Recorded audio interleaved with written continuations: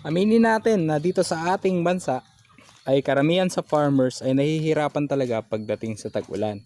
Ako maswerte ako dito sa farm kasi meron akong feeds na naibibigay sa kanila.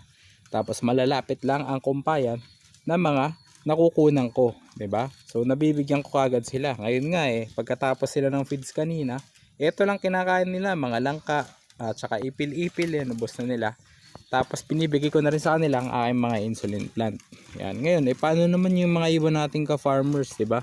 Nahihirapan talaga sila pag mga ganito kasi merong wala naman silang access sa mga kumpayan dahil minsan nangungumpay sila sa malalayong lugar.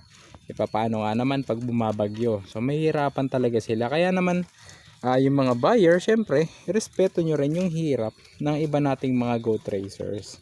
Ayan, dahil syempre, ang dami kong nababasa sa ating mga groups na ang hirap-hirap mangumpay, ang hirap ng pakain ng kambing, tapos binabarat sila ng todo.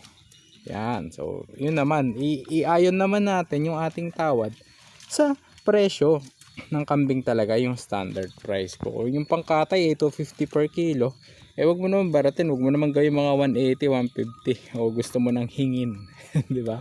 Wag mo namang kumbaga wag niyo namang isagad yung pasensya nung ating mga seller, 'di ba? Kawawa naman Marami nakakaawa din kasi yung iba, lalo na yung mga talagang nag-uumpisa, nagsisikap mag-aalaga ng kambing, tapos makikita mo naman na hindi naman sila overpriced, tapos grabe kung tawaran. So hindi lang naman kayo nakaranas nun. Ako nga tinawaran dati, gusto 500 So yan, wala sa kayo makakita sa panahon ngayon 500 na kambing, gusto pa deliver ko na madaling araw, deliver pa, di ba?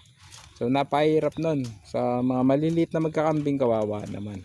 So dito sa atin sakto lang naman, maayos yung mga buyers ko, maayos kausap, pumupunta talaga sila dito at sila na talaga yung mga suki ko na dinadalang ko. Ayan, shoutout nga pala sa ating Philippine Navy, talagang kumukuha sila kapag mga season ng Christmas party nila. So nakakapag-ipon tayo ng mga pangkatay na maayos nating na ibebenta sa kanila at sold naman sila sa kanilang mga katay.